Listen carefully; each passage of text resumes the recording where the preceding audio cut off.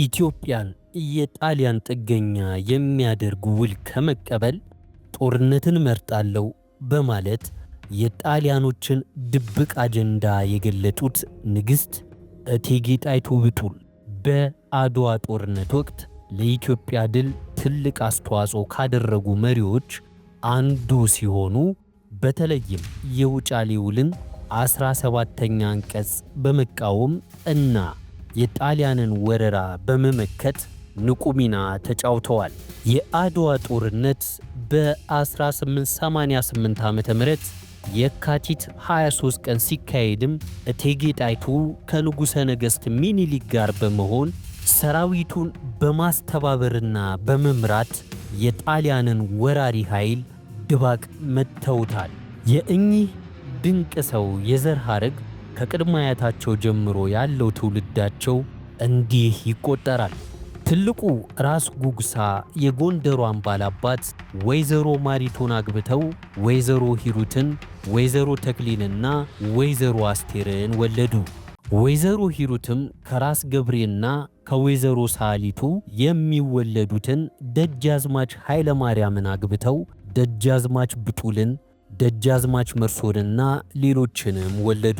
ደጃዝማች ብጡል የጎጃም ደብረመዊ ባላባት የሆኑትን ወይዘሮ ዮብዳርን አግብተው እቴጌ ጣይቱንና ሌሎችንም ወለዱ። እቴጌ ጣይቱ የአባታቸው አያት በሆኑት በወይዘሮ ማሪቱ በኩል የአጼ ፋሲል ተወላጅ ከሆኑት ከአጼ ተክለ ጊዮርጊስ ይወለዳሉ። ይሁን እንጂ አንዳንድ ግለሰቦች ይህንን የዘር ሐረጋቸውን አዛብተው ሲያቀርቡ የሚስተዋል ጉዳይ ነው። ይሁን እንጂ የእቴጌ ጣይቱ ትውልድ በተጨባጭ ሲመረመር ከጎጃም ከጎንደርና ከወሎ የአማራ ብሔረሰብ ውጭ የሆነ ታሪክ እንደሌላቸው ማወቅ ይቻላል። እኚህ በአጭር የሕይወት ዘመን የረጅም ታሪክ ባለቤት መሆን የቻሉ ድንቅ ሴት እንዴት ከንጉሠ ነገሥቱ ዳግማዊ አጼ ሚኒሊክ ጋር ተዋውቀው በትዳር ሊተሳሰሩ ቻሉ?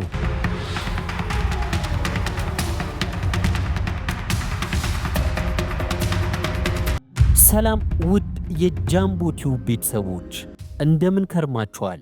ዛሬ ብርሃን ዘኢትዮጵያ በሚል ቅጽል ስም ስለሚታወቁት ስለ እቴጌ ጣይቱ ብጡልና ስለ ዳግማዊ አጼ ሚኒሊክ የትዳርና የትውውቅ ታሪክ ከተለያዩ የታሪክ ምንጮች አሰባስበን ወደ እናንተ ለማቅረብ እንሆ ተገኝተናል። በየዕለቱ የምንጭናቸውን እንደዚህ ያሉ ታሪካዊ ጥንቅሮችን ለማግኘት ጃምቦ ቲዩብን ላይክ፣ ሼር እና ሰብስክራይብ ማድረግ እንዳይረሳ። ይህንንም ቪዲዮ ላይክ በማድረግ ጀምሩት።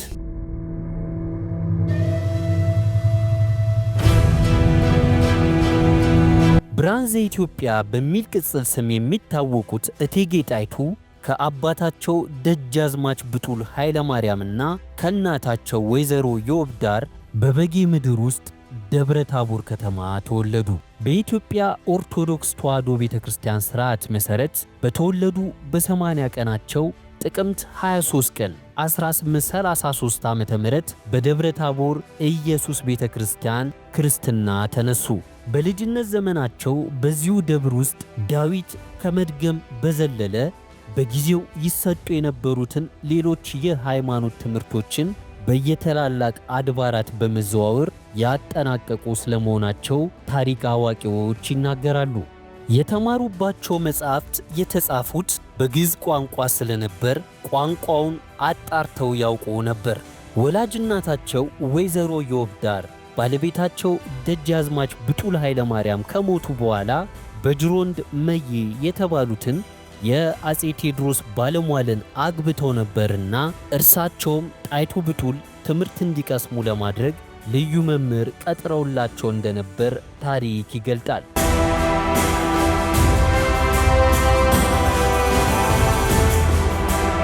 አቢቶ ሚኒሊክ ስለ እቴጌ ጣይቱ ዝና የሰሙት አብረው ይኖሩ ከነበሩት አሉላና ወሌ ብጡል ይባሉ ከነበሩት የእቴጌቱ ወንድሞች ነው።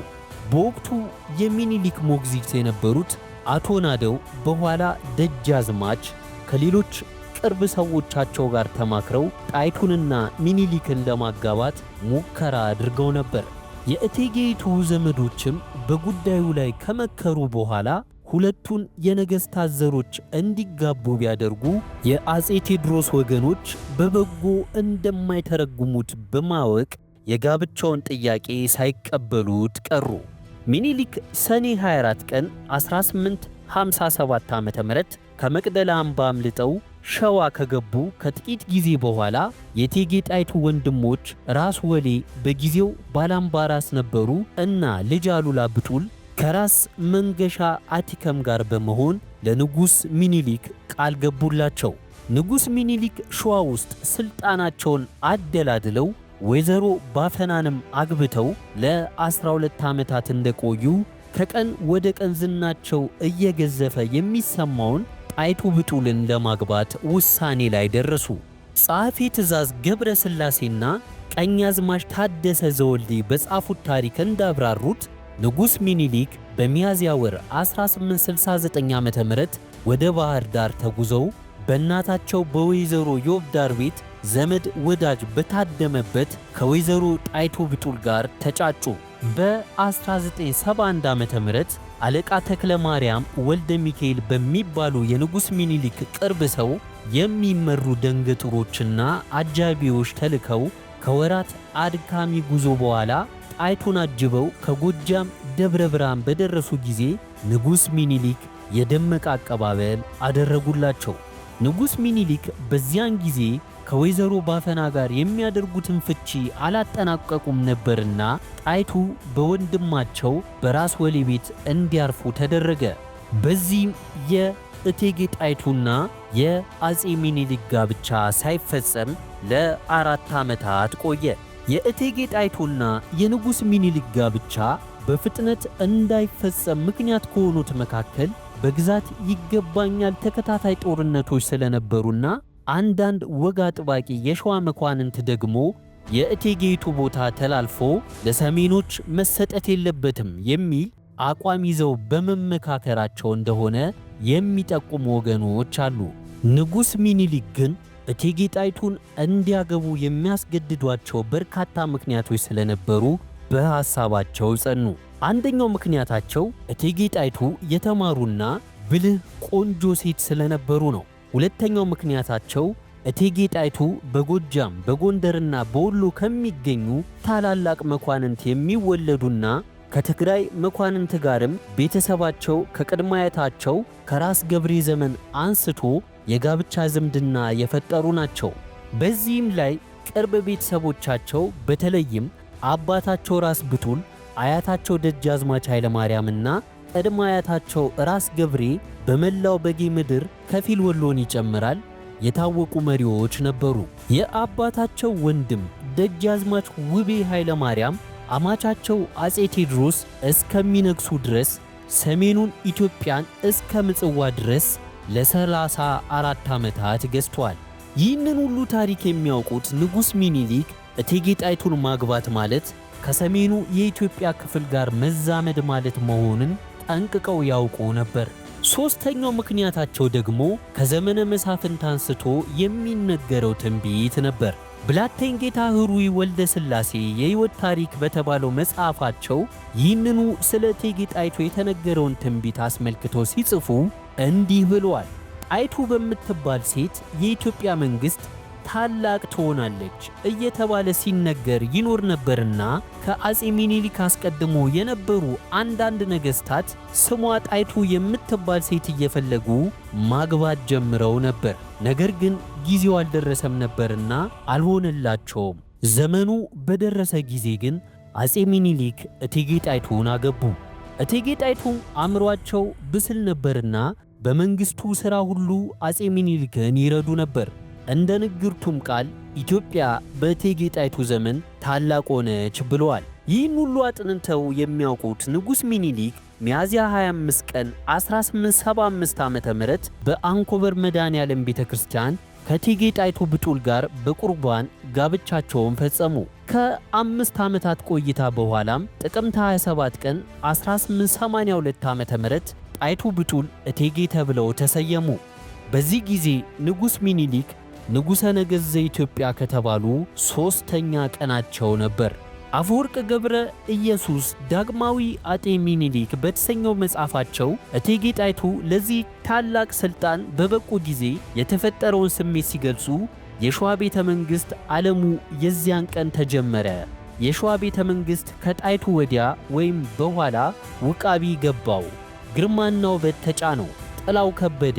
የእውነተኛው አዱኛ የእውነተኛው ደስታ ከጣይቱ ብጡል ጋር ገባ ብሏል።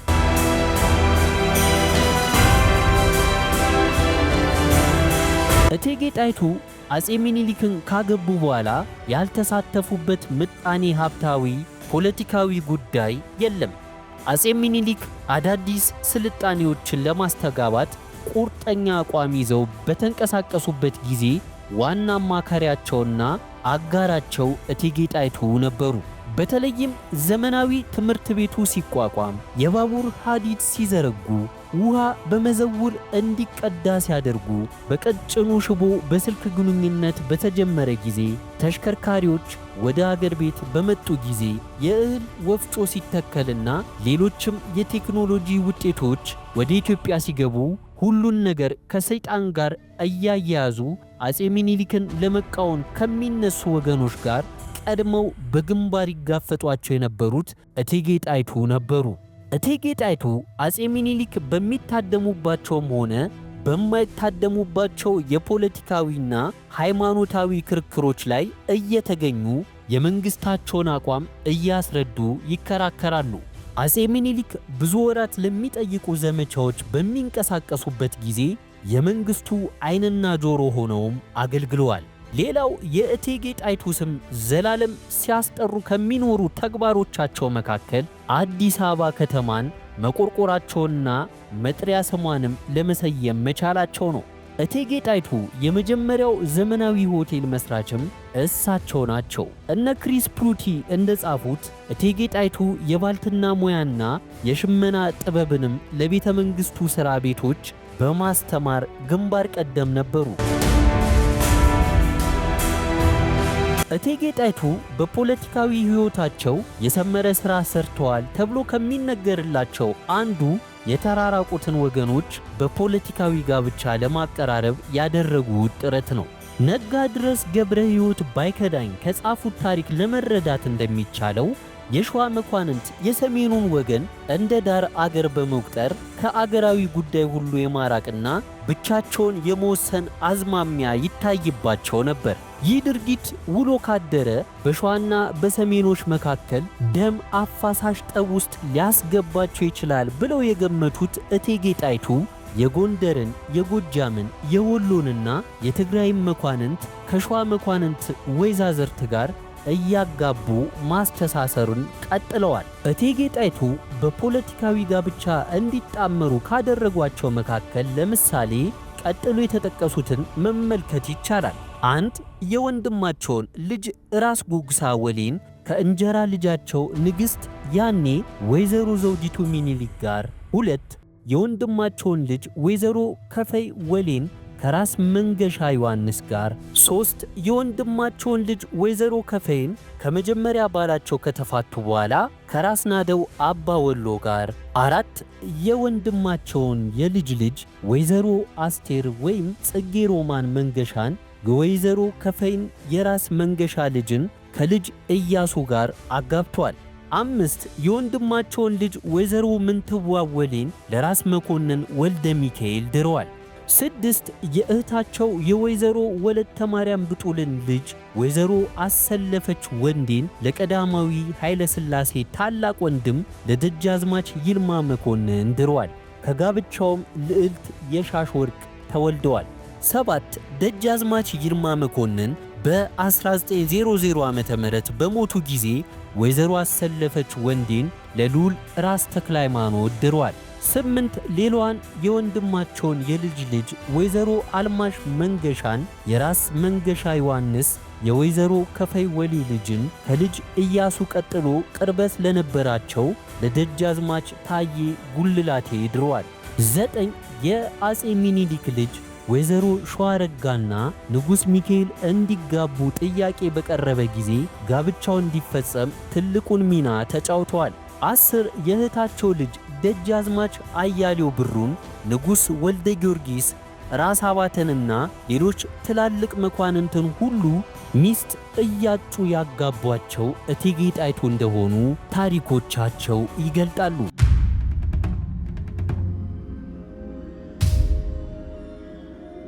ውድ የጃምቦ ቲዩብ ቤተሰቦች ለዛሬ ያዘጋጀንላችሁ ታሪካዊ ጥንቅር ይህንን ይመስላል። ለዚህ ታሪክ እንደ ምንጭ የተጠቀምንባቸው የተለያዩ የማህበራዊ ሚዲያ ገጾች ናቸው። በሌላ ጊዜ በሌላ ፕሮግራም እስከምንገናኝ ሰላማችሁ ይብዛ።